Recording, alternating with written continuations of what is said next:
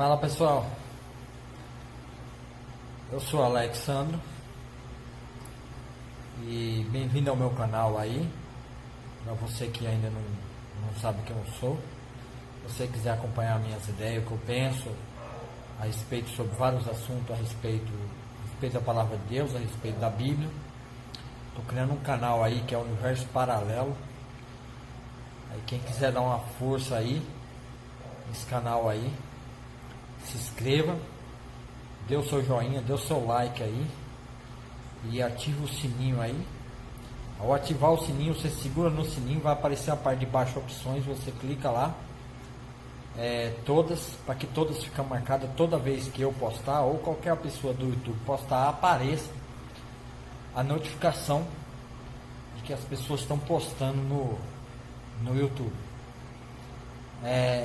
Eu quero dar minha opinião aqui a respeito sobre o aborto, porque existe uma polêmica, existe um pessoal, até mesmo dentro de algumas igrejas, que apoia que mulheres que sofreu estupro, elas abortam suas crianças. Eu particularmente sou um estudioso das escrituras e eu não gosto muito do método tradicional de interpretação da Bíblia. Eu gosto de ler, e o que eu não compreendi, eu leio, releio e releio a Bíblia toda. Eu estou em constante, pelo menos uma vez por ano, lendo a Bíblia toda. Quando eu não posso ler,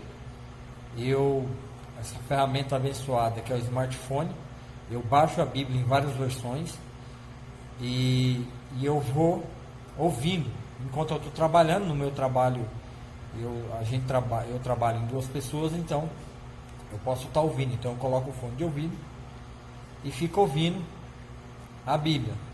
Então eu já ouvi a Bíblia,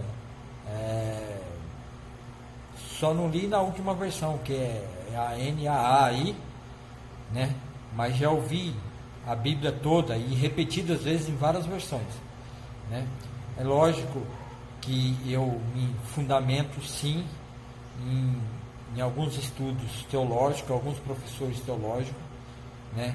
E principalmente em professores que são pós-reforma, principalmente da linha de pensamento europeia, e aquela linha de pensamento mais puritana, né? Que eu sou da linha do raciocínio do pensamento, né? Eu sigo mais aquele pensamento da linha tradicional do pessoal que colonizou a parte norte dos Estados Unidos, né? Que são os puritanos, que foram expulsos da Inglaterra após o período de Oliver Cromwell, né? Que a Europa, principalmente a Inglaterra, passou por um tempo onde teve uma democracia, onde Oliver Cromwell era o guardião, né? Da reforma que houve na Inglaterra, e depois, junto com os presbiterianos, os escoceses, eles trazem a monarquia de volta, e muitos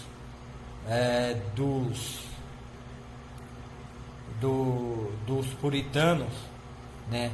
O termo puritano foi dado, não é um termo específico a um grupo específico, mas era todo o povo daquela época que fez a reforma na Inglaterra e que purificou a igreja e tirou todo o peso católico, toda a idolatria, todo o pensamento da igreja católica, toda a filosofia católica, introduziu somente a interpretação bíblica da palavra de Deus. E que Calvino, né, foi o grande precursor aí dessa escola que criou vários pregadores e influenciou demais, né, a escola puritana na Inglaterra. Então eu sou mais dessa escola, e a teologia que eu mais sigo, que eu tenho assim um pensamento, não tenho um pensamento fixo, mas eu procuro flutuar, entender o pensamento, né, calvinista, o pensamento luterano, esses professores. Então eu leio muito Agostinho de Hipona, eu vou lendo, eu não fico fixo nessas ideias, eu estudo, vejo e faço que nem o bereano, né, o povo de Beré. Eu vou ler a palavra toda para ver se essas teologias têm fundamento e são baseadas, de fato, na revelação da palavra de Deus. Porque a gente não pode se enganar, porque todo pensamento teológico, toda filosofia, toda construção de livro, toda construção de pensamento, esse pensamento vem de dentro da própria palavra de Deus. Esses grandes estudiosos e teólogos, eles não tiram de outras fontes. Quando eles buscam tirar de outra fonte, que eles vão nos grandes pensadores gregos, pensadores que tem Aristóteles, Platão, Cícero, né? E assim vai por diante. Então eles retornam, né, essa filosofia, esse pensamento grego, e aí eles erram. Então eles erram, tá? Então, como meio de conhecimento, para me saber como é que eles pensam, como é que eles acham, então eu leio esses escritores, mas eu tenho minha mente cativa e presa na revelação da palavra de Deus, com a mesma ideia puritana que os puritanos tinham naquela época na Inglaterra, tá? Então o meu pensamento vai mais ou menos na linhagem lá da época onde Oliver Cromwell toma o poder na Inglaterra. O rei é decapitado e todos os protestantes daquela época, eles passam a ter um governo democrático, né, dentro da Inglaterra ali. E só que isso depois é suprimido e o rei, a monarquia volta de novo, a pessoa do rei volta a fazer parte de novo. Então com isso há uma grande dispersão, porque aqueles que perseguiram o rei agora vai passar a ser perseguido. Então muitos fogem, né, é a época das grandes descobertas aqui das Américas, então muitos fogem para os Estados Unidos, mais para a parte do norte dos Estados Unidos.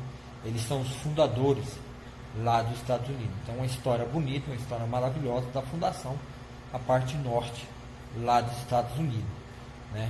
É por isso que os Estados Unidos é o grande país que é, porque eles são fundados por gente honesta, gente cristã, verdadeira, gente puritana, o qual eles não vão só morar lá nessa Nova Inglaterra. Eles já começam a fazer escola, fazer universidade, já nos primeiros anos já surge, né, as primeiras universidades, as primeiras escolas. Então se torna um grande país, porque foram o povo que fundaram ali, são o povo que estava sofrendo a perseguição. Então eu gosto dessa escola, essa escola puritana, uma escola boa, uma escola centrada, que pensa a partir da leitura de Gênesis, Apocalipse constante, uma leitura constante.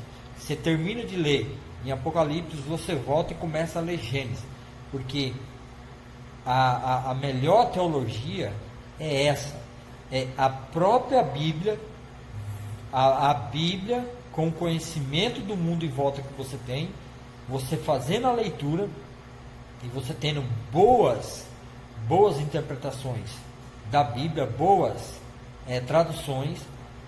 A própria Bíblia, que é a palavra de Deus, ela vai te instruindo a respeito do pensamento que Deus coloca dentro da sua própria palavra em relação ao homem.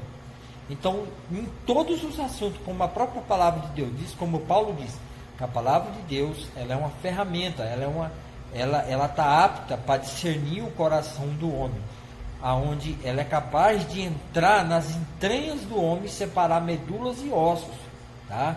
Então a Bíblia tem essa capacidade de instruir o homem, né, em todo o seu ser, inclusive o raciocínio, inclusive a sua parte intelectual. Ela é capaz de produzir toda filosofia, todo pensamento, tudo aquilo que é necessário para a vida do homem, a palavra de Deus ela consegue produzir. Ela é como se fosse uma espada afiada que vai discernindo, entrando em todos os ramos, né? E vai trazendo discernimento e compreensão a respeito de toda a vida do homem. E isso é importante. Por quê? Porque lá no princípio a palavra de Deus ela foi trocada, ela foi substituída, né? Porque o homem foi feito conforme a imagem e semelhança de Deus. Adão e Eva foram feitos conforme a imagem e semelhança de Deus. Deus deixa de propósito a fruta do conhecimento do mal e diz que no dia que ele comesse, ele morreria. A serpente vai dizer para Eva que não, ele não morreria. Esse conhecimento os tornaria maiores do que Deus. Então ela deseja esse conhecimento. Ela quer obter esse conhecimento do bem e do mal. E não pensa nas consequências e não fica cativa à palavra de Deus. Então ela deixa ser iludida pela palavra da serpente, ela troca a palavra de Deus pela palavra da serpente, come da fruta. Quando ela come da fruta, a capacidade que ela tinha de ser imagem e semelhança de Deus, que era a única coisa que Adão e Eva conseguiam ser, era ser conforme a imagem e semelhança de Deus. O que isso quer dizer? Assim como Deus é em toda a sua criação, em todo o seu processo de criação, Adão e Eva seria aqui na terra, sendo conforme a imagem e semelhança de Deus. Então, quando ela deseja obter o conhecimento do bem e do mal, ela não entende, ela não percebe que para ela obter o conhecimento do bem e do mal, ela precisa morrer. Por isso que Deus diz que no dia que você comer, você vai morrer. Por quê? Porque há uma necessidade que, para você obter o conhecimento, presta atenção, para se obter o conhecimento, há necessidade da morte. Por quê?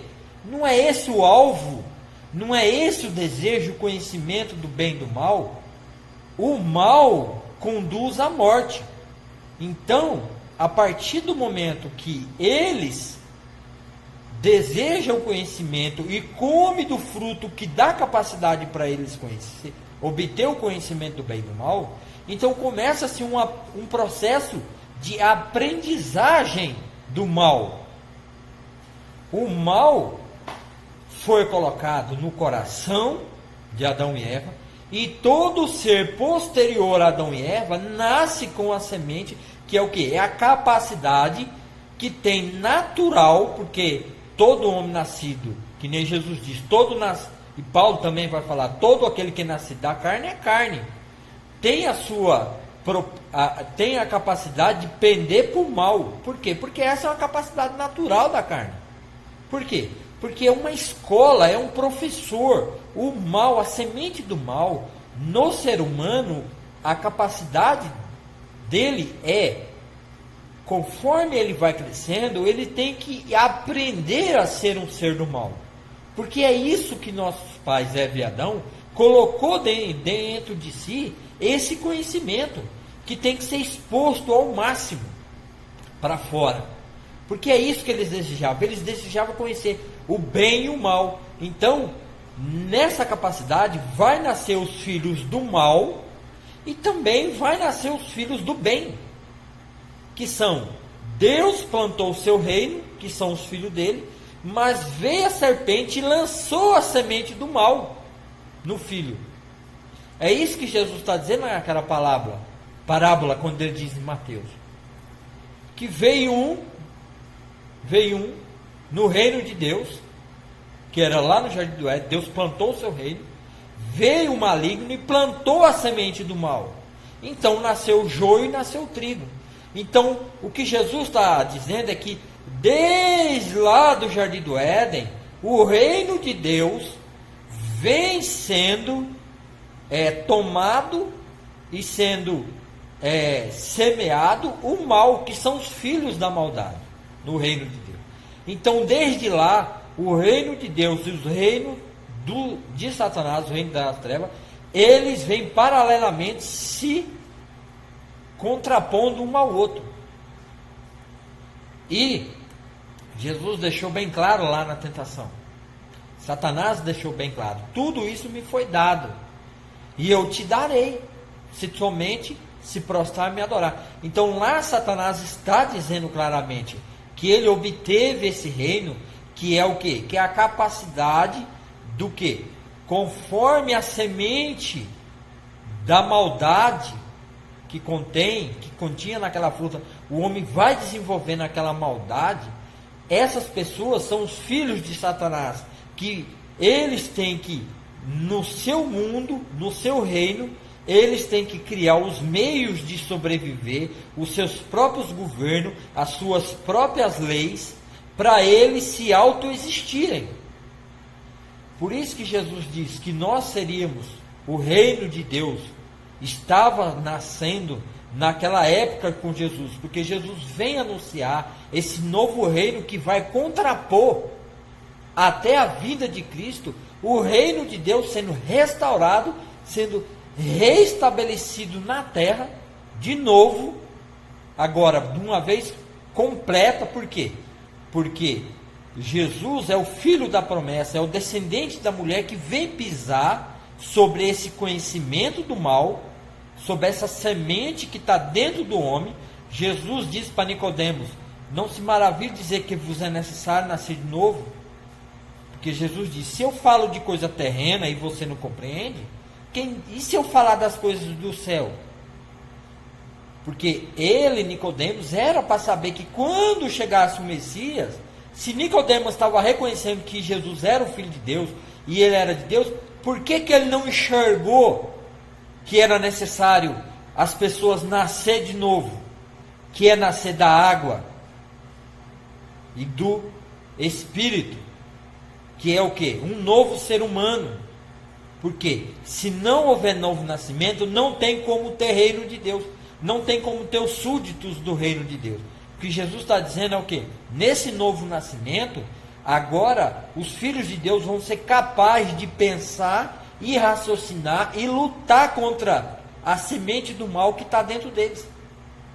Aquela semente, aquele engano, aquele conhecimento que conduz à morte, agora vai ser trocado por um novo conhecimento, o qual o próprio Espírito Santo vai vir e vai convencer o homem do pecado e do erro, para que o homem reconheça o seu pecado e o seu erro, e agora ele, pelo Espírito de Deus, comece a trabalhar na sua mente, a criar governo e filosofia e formas de vida no reino de Deus, um novo reino que contrapõe com o reino das trevas. E Jesus inaugurou esse reino lá. Só que ele só foi inaugurado. E Jesus sai de cena porque esse reino tem que ser passado de geração em geração, até que o último Filho de Deus nasça e seja estabelecido pela vontade de Deus. Quando o último Filho de Deus, Jesus deixou bem claro, quando o último Filho de Deus nascer e se findar o que Deus determinou de filho dele, então virá o fim, porque não há mais necessidade. Mas até lá, o conhecimento do bem e do mal vai se contrapor um ao outro. Por isso que Paulo vai dizer que a carne, que é o conhecimento do mal, a filosofia, o governo do mal, que nos tenta conduzir para esse governo maléfico, para essa destruição, se contrapõe com o governo de Deus dentro de nós, que nos conduz a construir a vida eterna em nós, em tudo. Em pensamento, governo, filosofia, tudo. Então o homem, para obter o conhecimento do bem e do mal, ele tem que, na sua própria carne, sofrer as consequências do mal. E o último estágio é a morte. Quer dizer, o ser humano passa o tempo todo aprendendo como se autodestruir. Isso é o conhecimento do bem e do mal, porque ele tem a oportunidade de conhecer os filhos de Deus, que é do bem, e os filhos do mal, que é do mal. Quer dizer, então, se completa o círculo do conhecimento do bem e do mal. Todo homem tem que ter esse conhecimento. E o estágio final é a morte. É por isso que nós vamos ressuscitar, porque em nós, os filhos de Deus, esse conhecimento já foi derrotado lá na cruz. Porque Cristo morreu e ressuscitou, para que nós também morrêssemos e ressuscitássemos junto com Ele. Então quer dizer, que nem Paulo fala lá em Coríntios 15, tragada foi a morte pela vitória. Pela vitória de quem? Pela vitória de Cristo. Então o conhecimento do bem e do mal vai ser destruído na nossa vida, por completo, na ressurreição de Cristo Jesus. Então, isso é importante, esse conhecimento da Bíblia. Procurar o conhecimento, procurar a exegese da compreensão do texto bíblico de Gênesis e Apocalipse. Porque os filhos de Deus vão buscar essa compreensão para tratar dos assuntos a respeito de estupro, a respeito de eutanásia, a respeito de se no estupro deve haver aborto ou não. E os filhos de Deus vai tratar o assunto conforme a revelação de Deus na nossa mente, conforme o que o Espírito Santo nos ensina, da compreensão do que Deus fala de Gênesis a Apocalipse. Porque a palavra de Deus, ela é própria para isso, para instruir em toda a justiça de Deus. Tá? Então, falando a respeito do aborto em caso de estupro ou em qualquer caso, o que Deus mostra de Gênesis e Apocalipse é que em cada tempo, conforme Deus vai tratando com cada povo, Ele vai tratando de uma forma específica. Por exemplo, antes de Noé, somente a família de Noé foi salva. Então quer dizer, Deus rejeitou todos aqueles que eram fora da família de Noé. Apesar dele ter usado, apesar do Espírito de Deus, através de Noé, ter pregado para todos aqueles povos que estavam mortos por causa dos seus pecados e delitos, por causa desse conhecimento, que eles levou ao máximo extremo do conhecimento do mal e rejeitou o seu Deus, rejeitou conhecer a Deus pela própria sabedoria de Deus.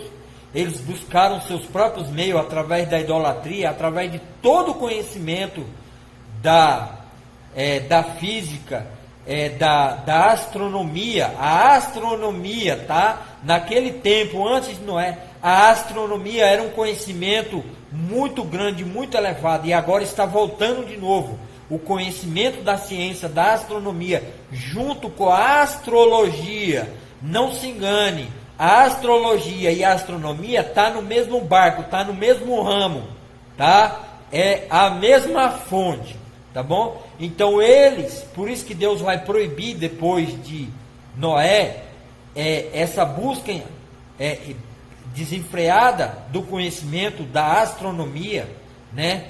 Que gerou a astrologia, que passou para frente, porque os filhos descendentes de Noé trouxeram de volta coisas que passou pelo dilúvio, que nem as inscrições egípcias, as inscrições maias, as inscrições dos sumérios, livros que foram reescritos, filosofias e